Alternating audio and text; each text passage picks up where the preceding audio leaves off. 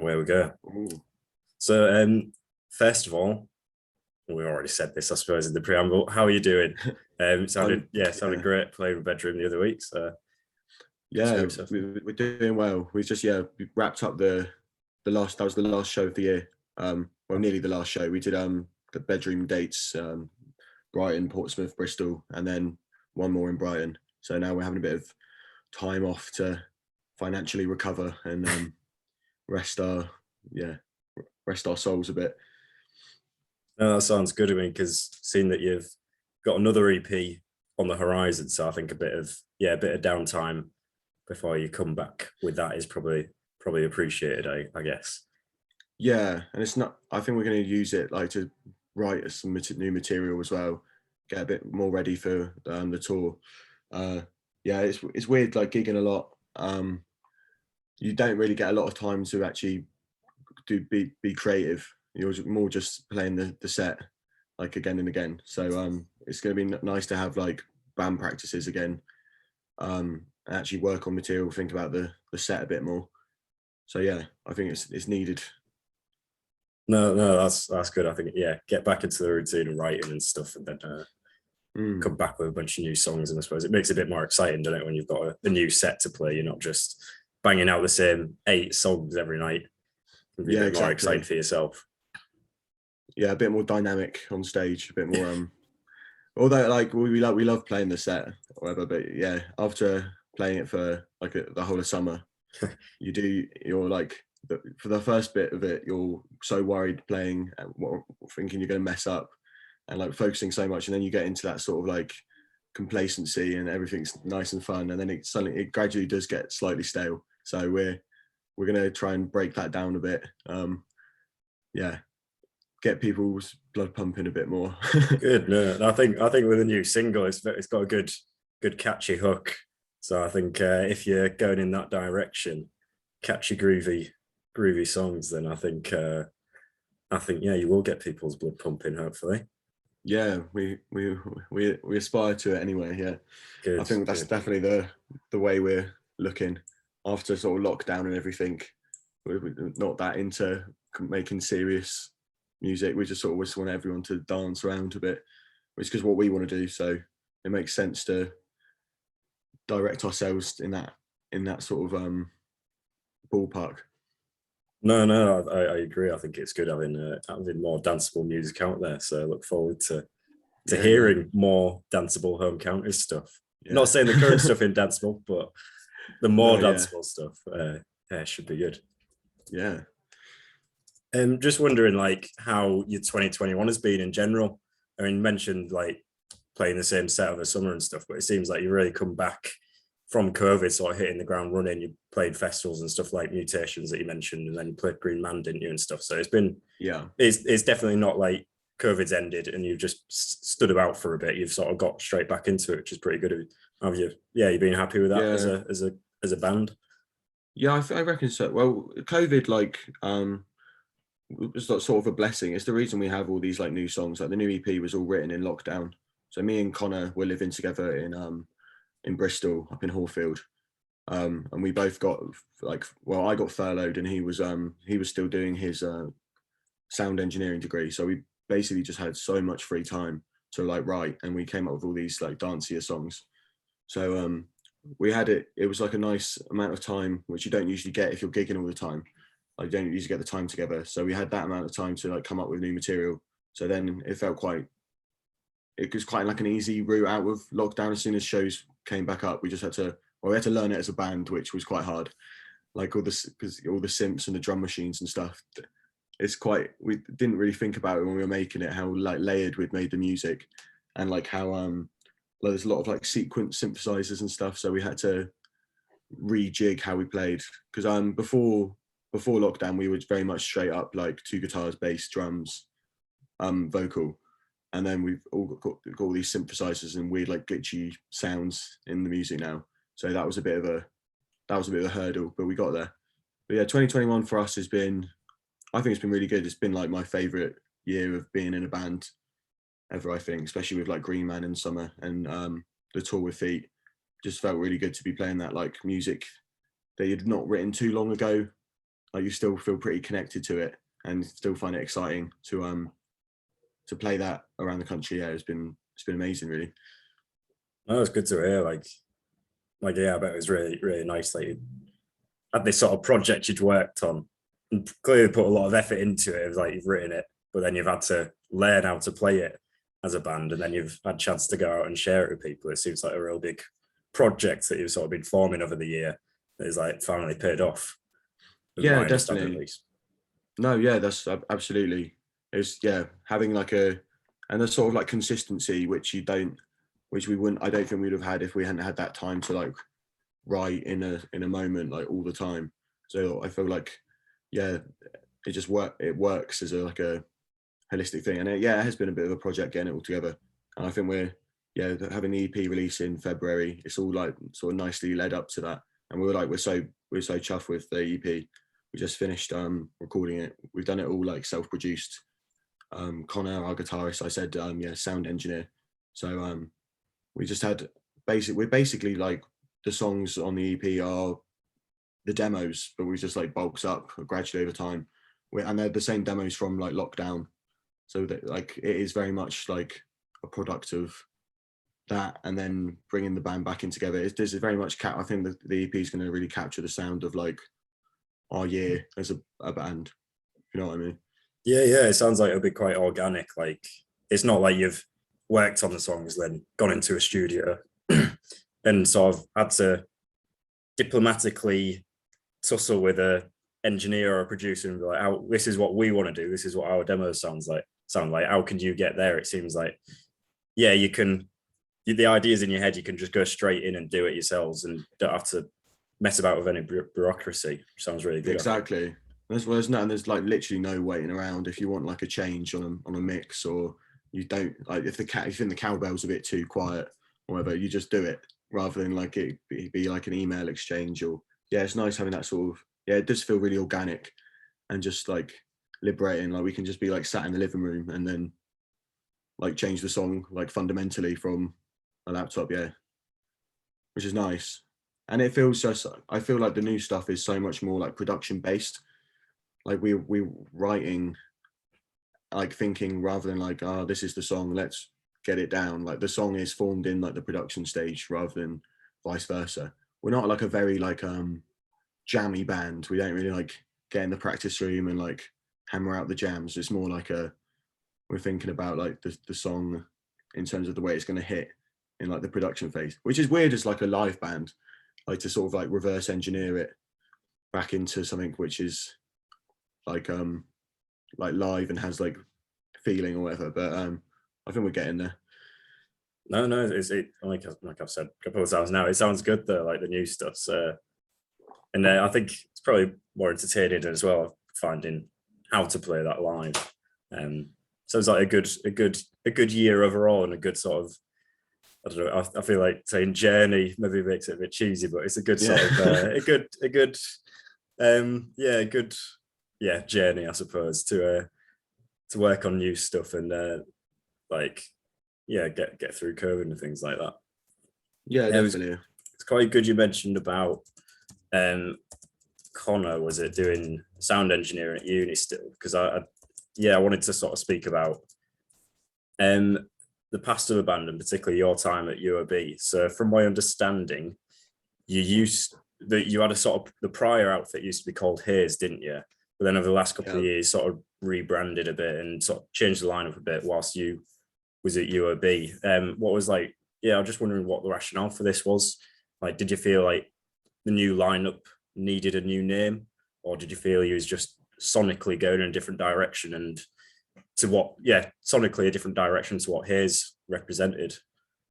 Yeah, it's a bit of a mixture of stuff. It was like Hayes was like, we were in Hayes since we were about like 13. It was like our band at school. Like me, the drummer Dan, Connor, and Barn, who is now in the band, but he wasn't back then. Like all met at school, and Hayes was very much like it's like the name and everything. We just never really liked it. It was very like juvenile and like we didn't really think anything through. It was like more like raw energy, whatever. And we just got so sick of it. We'd play gigs and like we'd be like one of two hazes on the lineup. You know what I mean? Like, it's so like generic. But so yeah, I was still in haze until like I was in second year, I think, and like it just got a bit stale, and we were like making these. We had a few like newer songs which like became like redevelopment, and that sort of EP, that first EP, and we were like, oh, this is like a bit more exciting, a bit more like considered, and it just didn't really fit with what the band was, this sort of like jokey thing. So yeah, so my flatmate in from Favell, Sam, he joined on bass, and then Barn joined on like percussion and stuff, and yeah, I went from there. Like, what was that, January 2020? And yeah, we had like 2 months of gigging, and it was great, and then suddenly lockdown. So it's weird. We never, like, home counties never really got going prior to lockdown. So it's like a lot of questions of like how did lockdown affect the band or whatever. It's like it sort of shaped it. Do you know what I mean? Yeah. Yeah. We were in Bristol. It's weird, like being we were sort of a Bristol band, but like Dan never lived in Bristol. Barn never lived in Bristol. They were both in London. It was just like me, Sam, and Connor in Bristol. But like I think like, it was quite like like the Bristol experience very much shaped home counties. Like seeing like Lice, like was like a huge moment for me, at least, of like that opening like a new world of like music and like the old England, and seeing stuff there like Spinny Nights shows. So it's like it's a weird like combination of the Bristol influence, but I wouldn't say we like ever have like really been like a Bristol band, because like none of us have all been there and at the same time. It's strange. Yeah, it's difficult when you're spread about a country, like placing yourselves in it. It's sort of like, I suppose if you worked out the middle point of Bristol and London, you'd actually technically be like a Reading band or something, wouldn't Yeah, you? like But, Swindon, yeah. yeah, we're a Swindon band, lads. Yeah, hot off the scene. It'd be, yeah, it's a bit difficult, but I suppose it's yeah, at least the majority of your sort of base of really has a greater claim than anything. yeah. Well, actually, none of us are in Bristol anymore. Oh, It's a sad. We moved in September. We are finally all in the same place in Bethnal Green in London. oh, But I do miss it. I miss Bristol. But it's changed, yeah. So no longer a Bristol band. If we ever were one, yeah. Gonna have to update all the bios and stuff. Yeah, I don't know who's keeping that going on that. Yeah, it just feels slightly ungenuine. You know what I mean? But I'll make sure I cut this bit out, and then don't share it with piercing. anyone. It'd be like Bristol band home counties, yeah. Well, my theme is Bristol alumni, so yeah, there's no questions asked there. No, that's good then. Also thinking about just like more about Hayes and stuff. Do you think having that experience of, you know, what was it, 5 or 6 years of playing as Hayes, when you came to that point where it was like, right, well, we're writing more concentrated stuff, it doesn't really fit with the name Hayes. Did you find it really useful having all this prior experience that meant you could just go straight into getting gigs, contacting labels, and all sorts of other stuff? I mean, I imagine it probably was, but having those years under your belt, it probably helped quite a lot, didn't it, to get home counties like proper off the ground straight away? Yeah, like we like made a lot of like connections over the years, like slowly over the years. It's like with whatever, like promoters and like certain like labels and other bands, probably most like usefully. So yeah, our first like home counties shows were like supporting Hotel Lux and then like Dits and stuff. So we had like it was a great opportunity to be playing like good shows straight off the bat. But like more so, I think like the Hayes stuff, like it's like 6 years of like accumulated mistakes. So you like know what you've done wrong and what we didn't like.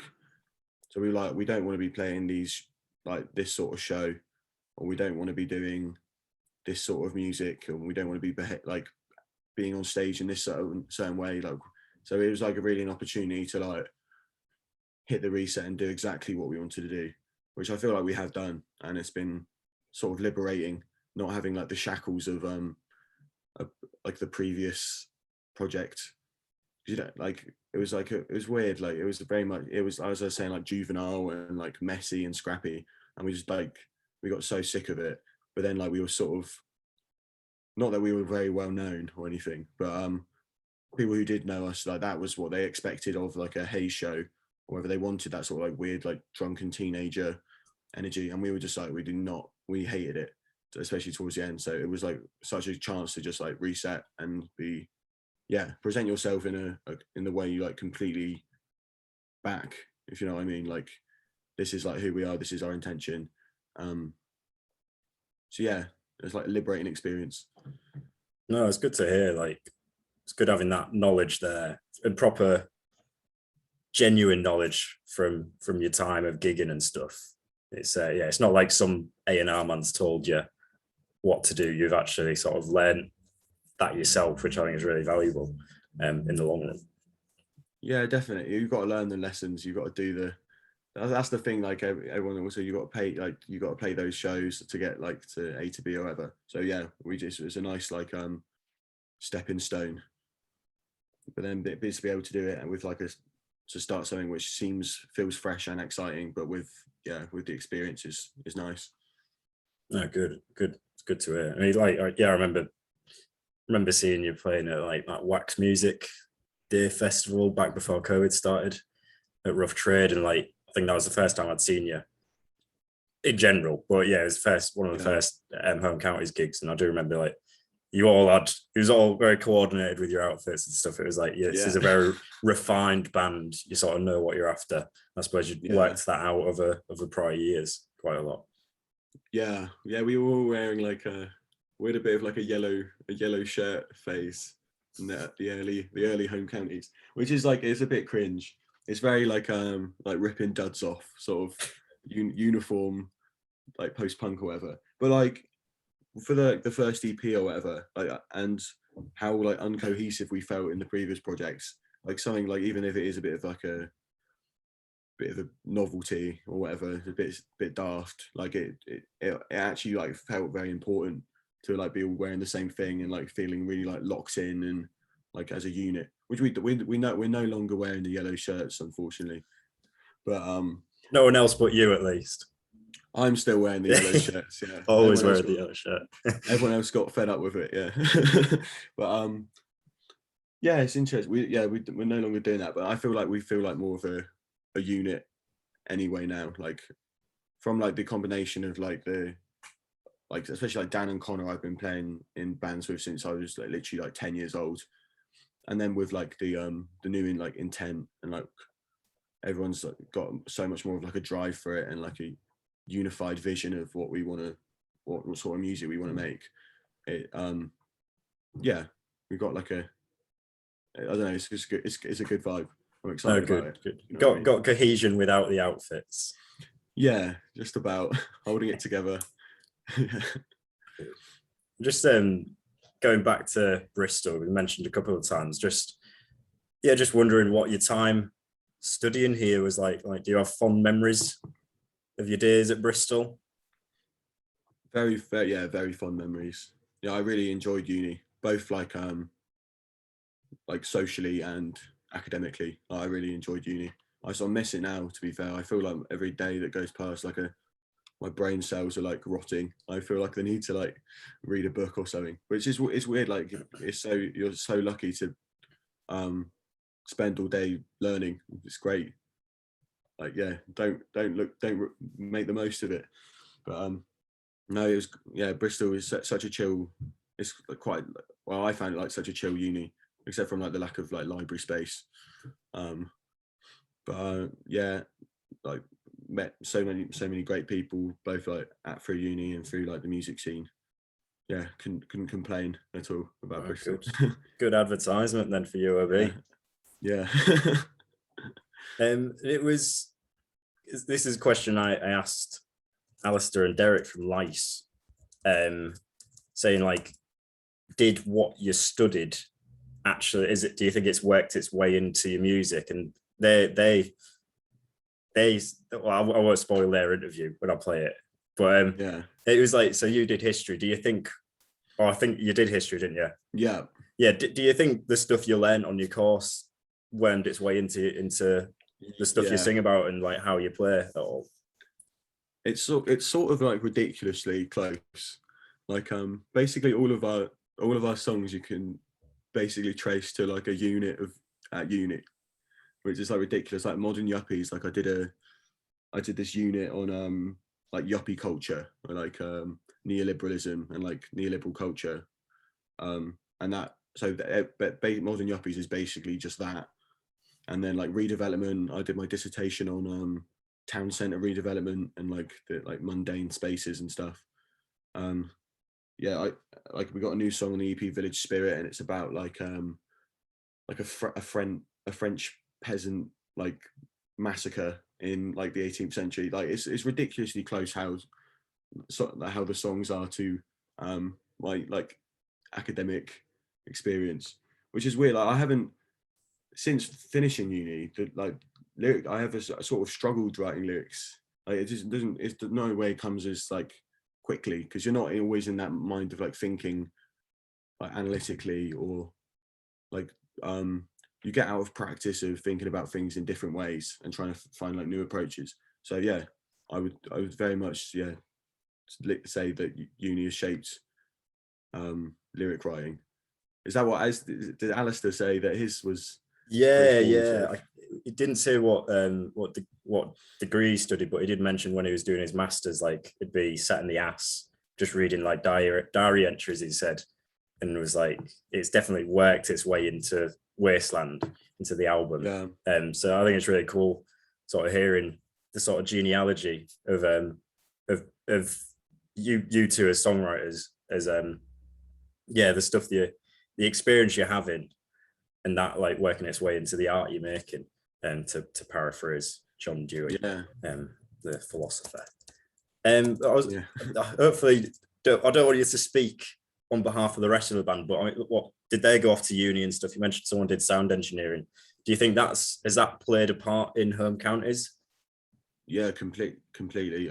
Connor went to UE in and did sound engineering, and and now we self-produce everything. So it's like a direct like transfer of skills, not to sound too yuppie, but it's like that's completely informed. Like I guess home counties to the core is like the combination of like lyrically is like the lyrics coming up with from like degree like whatever like topics we were doing, and then like what Connor learned at uni, like and like, the way it's like come on and like progressed. Like he's got so good at recording, and it's like such an asset and completely shapes the sort of music we make because it can be so quick, like changing and like exciting. Like we don't get bored of it so quickly, so it's still excited about music we're playing. So yeah, and then Dan, where did the others?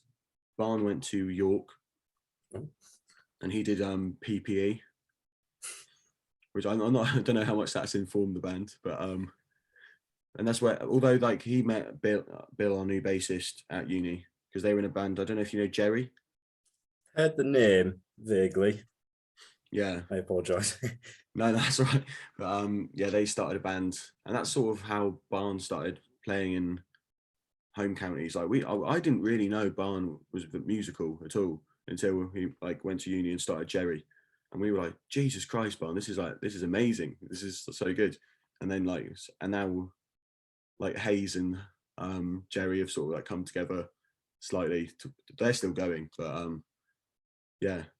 So it does shape stuff. And then like Dan was at uni South Bank doing like graphic design, and so he did like most of our artwork and stuff. So it really is like using what everyone can do, like to advance the band.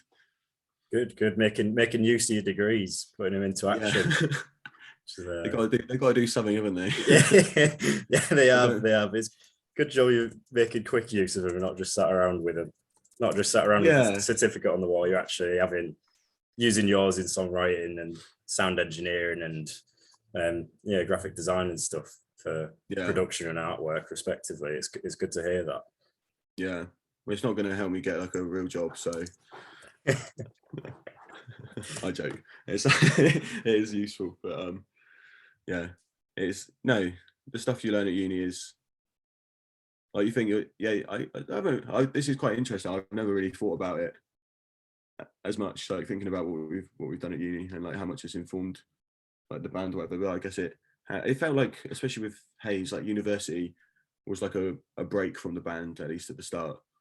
And we weren't gigging at all really. And it was like everyone was just like, right, let's stop gigging so much and like get on with our lives a bit.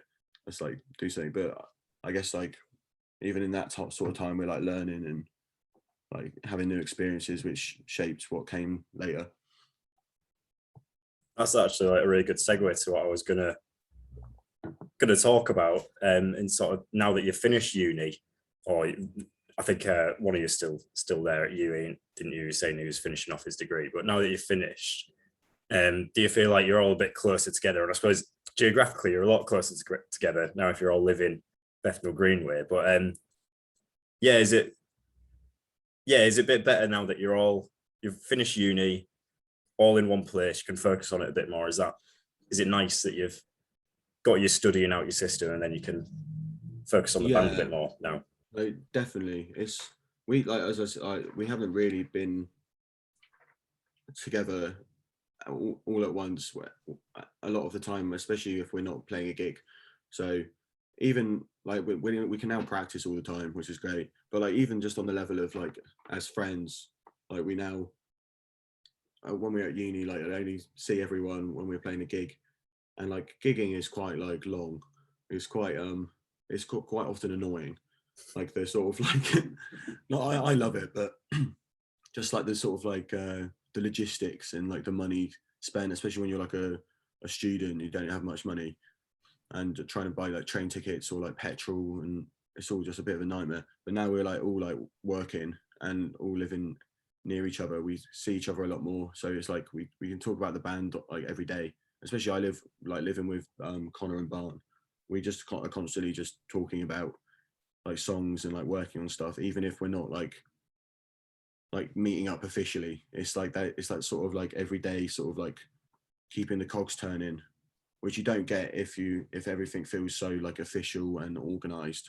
It's like a lot more natural now. So like I can walk over to Dan's in 5 minutes and we can work on a song, or Bill can come over and like show the new bass part he's come up with or whatever. So it's a lot more that organic thing, which I think is really important. I know a lot of bands do live together, like the whole bands, like like Feet or whatever, and it's so good for like cohesion because everyone's just on that same wavelength. The more like collective lived experiences you share, like the more you're going to be on the same wavelength. So yeah, it's definitely helped not being so far apart, like in most aspects. No, it's good though. Yeah, like you said earlier, a lot about home counters at the start was like the cohesion, but I think being tight with your mates in the band, it really helps that cohesion, doesn't it? If you're forming really good social bonds, I think that carries through onto like being on stage and stuff, and it makes you a lot tighter in general. Yeah, it gets rid of like animosity. If you don't think something's working, you can joke about it and come up with things together. And like on stage, we're always just laughing on stage because we just think like the music's so like funny, but which probably isn't a very good look, laughing on stage. But yeah, because we are just like a bunch of mates at the end of the day. We've like been friends with everyone for so long. Just got to enjoy it. But like it, so we're seeing each other all the time, being so close, does definitely make it more like effortless to be tight and be on the same page. No, it's good to hear that. Like, I think it's definitely paying off, the sort of tightness you've got on stage, and then being able to have a concentrated effort on. I mean, home counters have only been a thing for what is it? It's probably about 23 months now, but a good few number of releases under your belts. an EP and a single and stuff, and then you're coming out with your new EP, and then you got a bunch of gigs already played, a bunch of festivals, like good festival slots sorted. So yeah, it's definitely paying off. I think that cohesion and that tightness. Yeah, I think so. Yeah, just having like as we said like earlier, just that like set idea of what the band is, like from the start, is so valuable. No, good. Yeah, it's good to hear. Like, similar to what I did with the Lice interview, sort of we spoke about the past a bit, like the early days of home counties and Hayes and stuff, and then sort of spoken about what's going on currently. But I'm just wondering about what's going on for the future. Like you've got a bit of a tour in the works for February, aren't you? And then you've got your EP, your second EP in the works as well, coming out soonish. Is there any other plans on the horizon, or is that the main focus? Get the EP out and tour it. Yeah, and right basically. We're taking this time to really think about the live show before February, and write some new material. Then we're doing that UK tour, playing about, which is like quite nerve-wracking. First like headline UK tour, because we're so used to supporting bands. We haven't done many headlines at all, so that will be. We're very excited for it, but it is a bit anxiety-inducing. But and then then the EP is going to come out. I think we're going to try and reschedule some European shows because we were unable to play. We were meant to be playing like Paris and Rotterdam in last month, but we couldn't do it in the end from various logistical barriers. But so yeah, hopefully just get out and play the new stuff, play the new EP, and hopefully have start working towards maybe like an album or something, although that seems like a huge stress as well. But it would be nice to, I think that's like what every band wants to do, don't they, really? It's like such like a pillar of like a milestone, isn't it? So I guess that's what we start thinking about next. Yeah, definitely. I think you're heading in the right direction. So yeah, have to keep an eye out, and you've got all the skills within the band, so could easily do it. I think get Hopefully. A studio space for a week, sort it out yourself. Yeah, that would be the dream. But we'll see.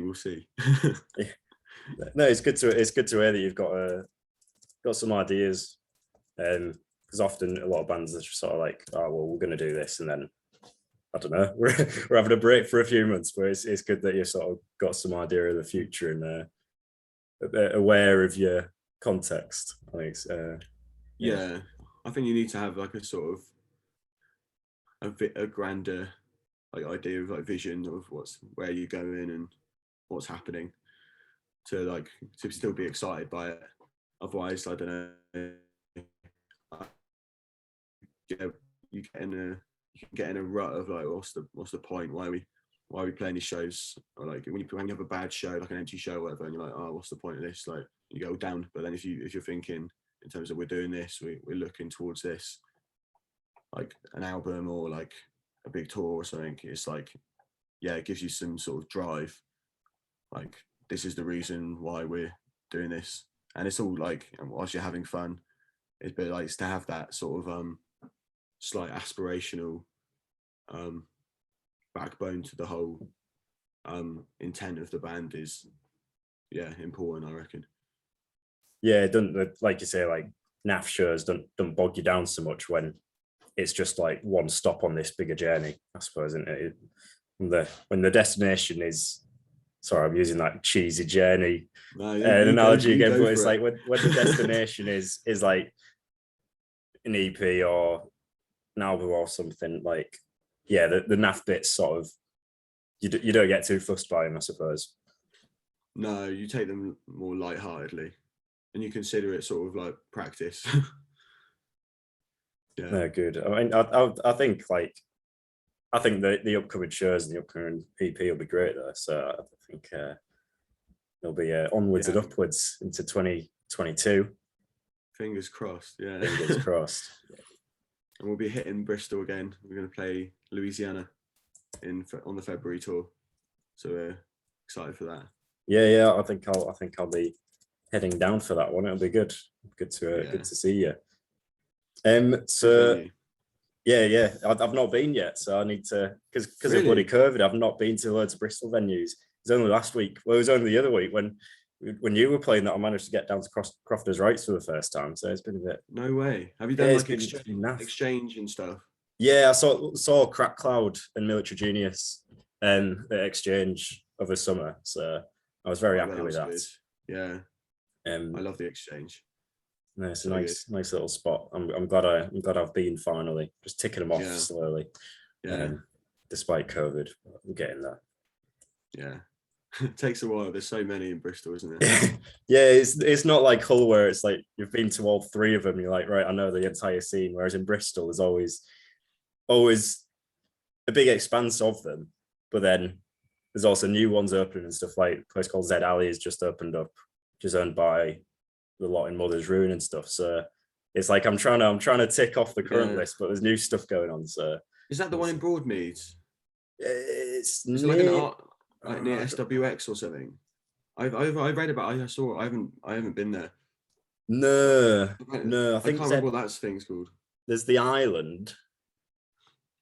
Yeah, maybe. Yeah, I don't know. Yeah. Too many. I'm a bit out of touch with the new Bristol, the new stuff. It's like when opposite Crofters. Yeah, we were in playing that, and I looked across the road and I saw what they've done to the old market. It's like luxury flats, isn't it? Yeah. It's crazy. Bloody gentrified up round there. It is, yeah. It's gonna look like fucking Shoreditch soon. But yeah, oh well. Yeah, we'll see. So just to end on, and this is because the show is a Bristol themed show, and I usually just play a bunch, like play 15 songs that I like, and that's about it. But for this special show, I wanted to do a theme to it. The theme is Bristol bands, and Bristol alumni bands. Have you got a song request of a Bristol band that you want playing on the radio after this interview? You could put on Happy Snake, Bingo Fury. I'm big into them. We used to known Jack a long time. Do you know Bingo Fury? I've seen the name about. I think they're opening for Lice on a few of their dates at the end of this month. So I've seen the name about, but I've not gone out and listened to them, unfortunately, yet. Yeah.